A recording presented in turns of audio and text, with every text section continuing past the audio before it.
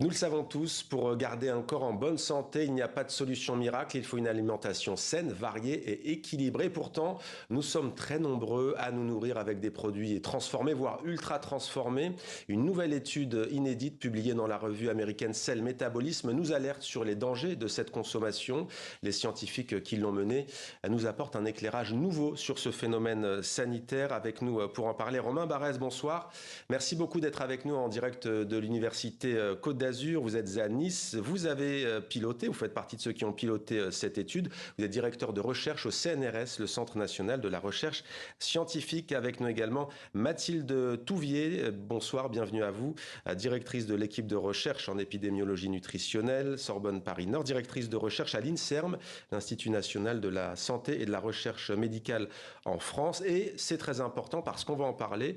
Vous faites partie de celles et ceux qui ont inventé, non pas importé en France, mais inventé ce qu'on appelle le Nutri-Score, les fameuses lettres entourées de couleurs A, B, C, D, E. On commence d'ailleurs avec vous, Mathilde Touvier. C'est quoi un aliment ultra transformé ?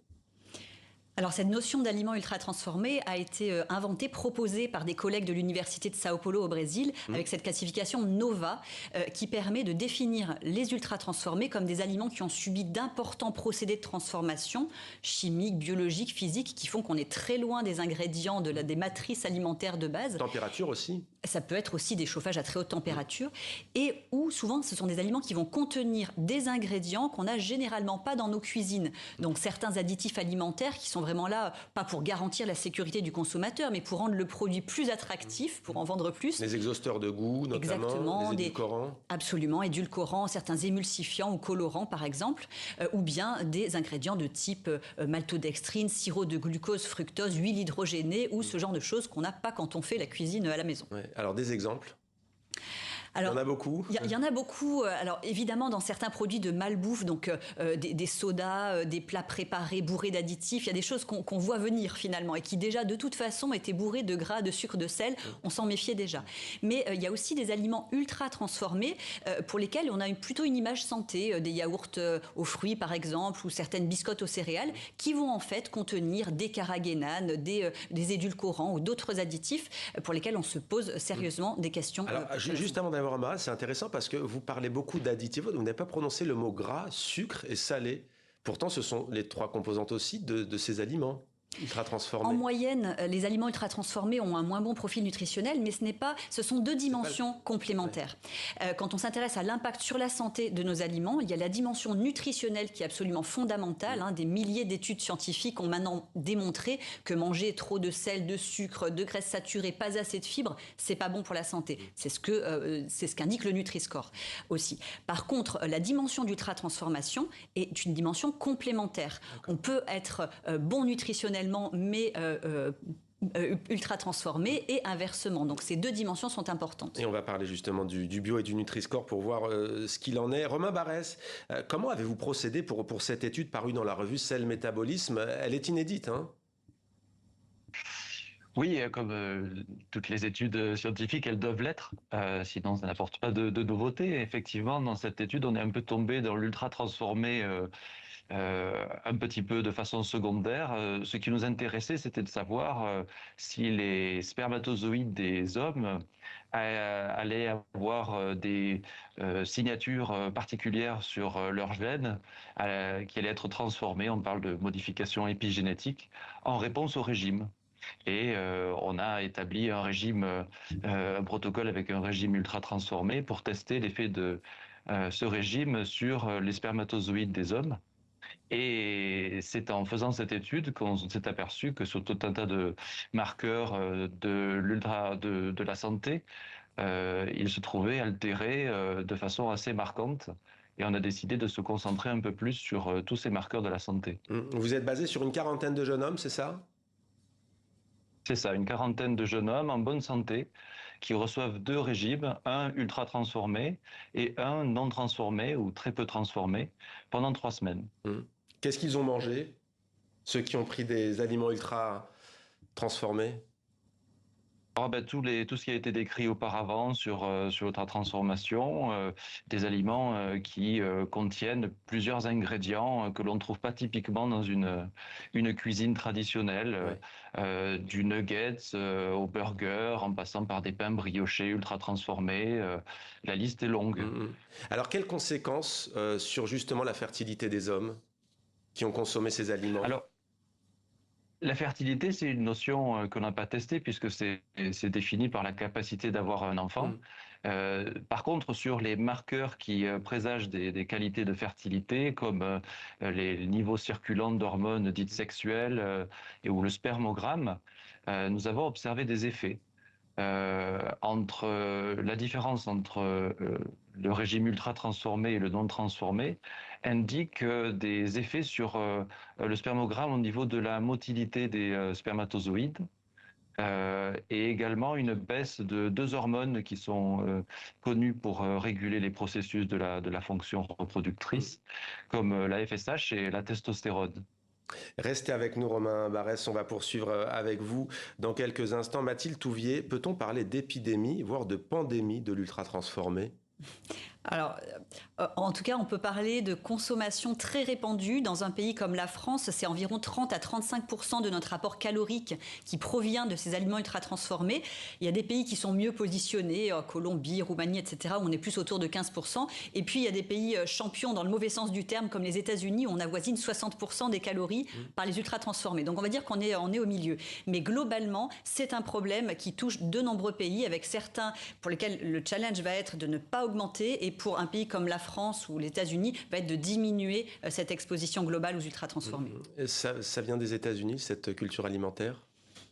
En tout cas, plusieurs de produits emblématiques industriels classés sans ambiguïté comme ultra transformés sont assez emblématiques de l'alimentation des États-Unis. Oui.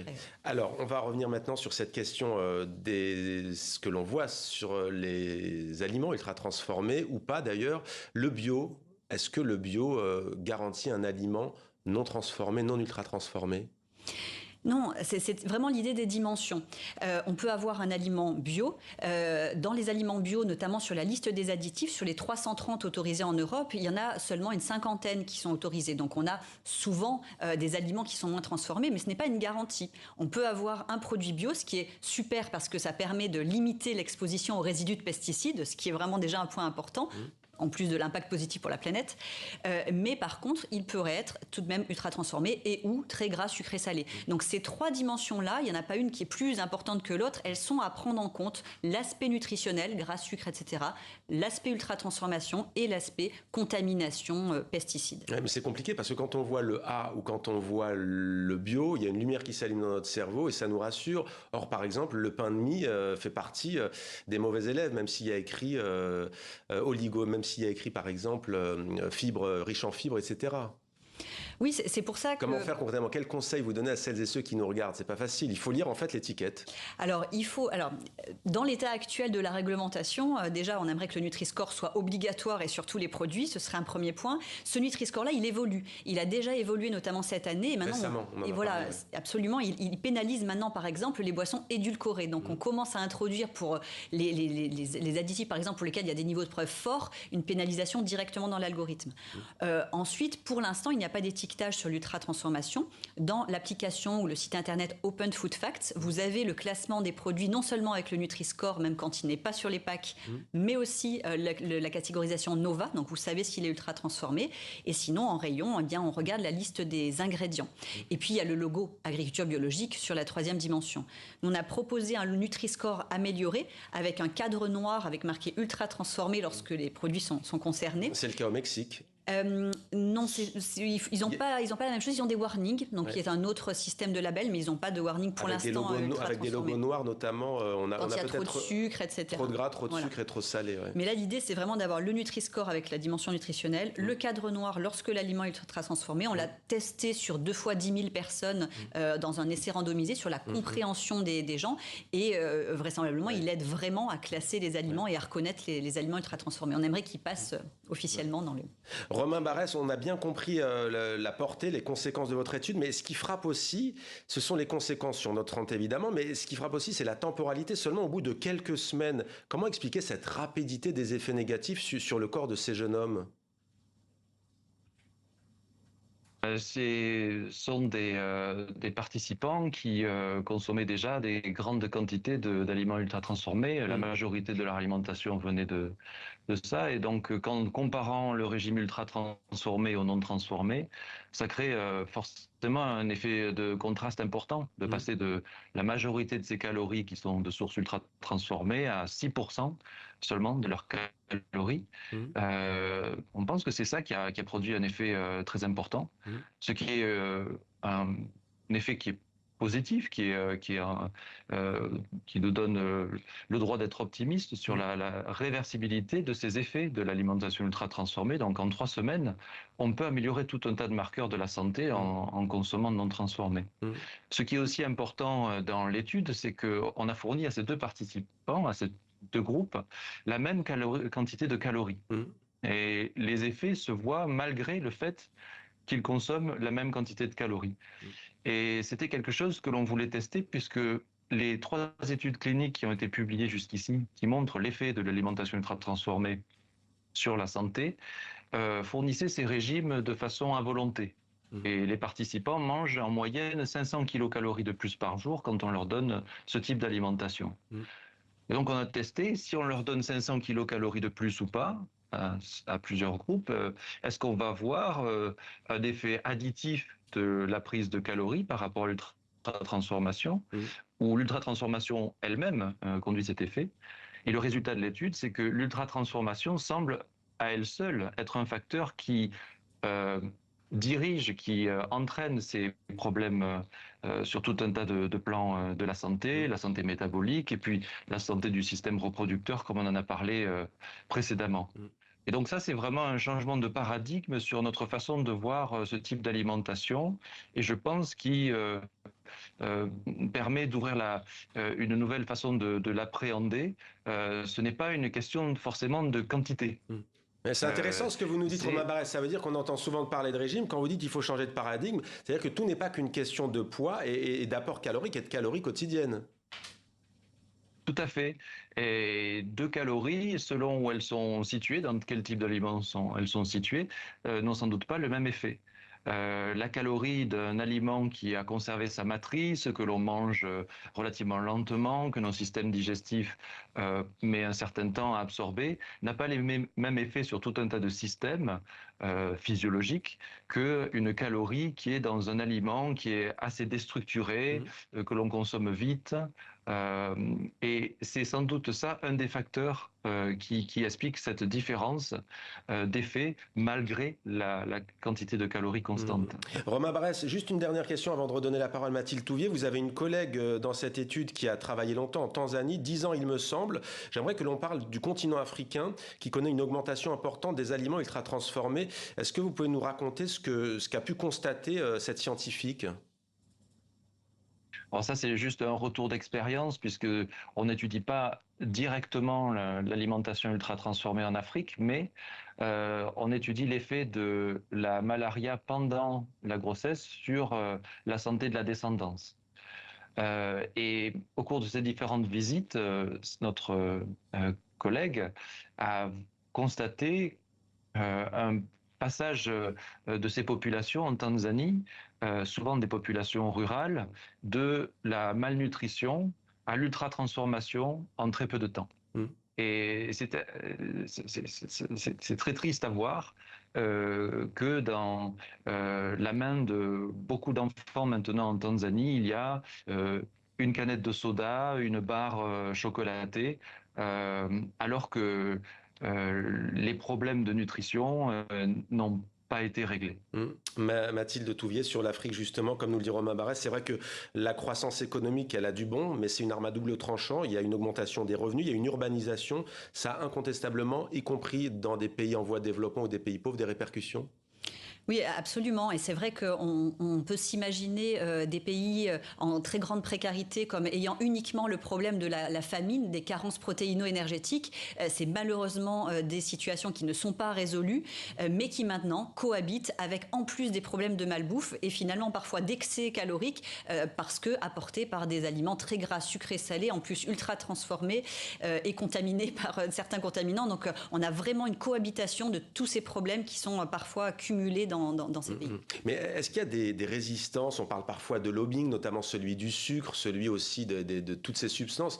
Il y a d'ailleurs le phtalate, je crois, Romain Barès en parlait aussi, tous ces polluants que l'on retrouve dans nos aliments. Pourquoi est-ce qu'il n'y a pas une plus grande prévention en France, dans les pays francophones notamment? Alors, je pense que vous avez donné la réponse dans la question. On pourrait enlever les dessins sur les céréales pour les enfants, on pourrait enlever... Alors complètement.